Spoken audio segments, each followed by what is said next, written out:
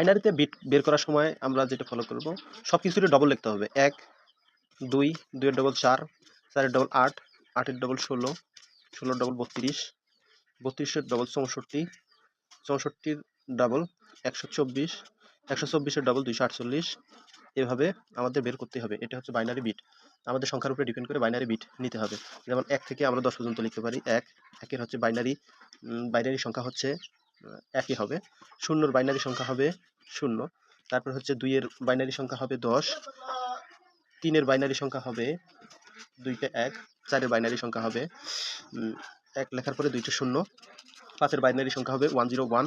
6 এর বাইনারি সংখ্যা হবে 110।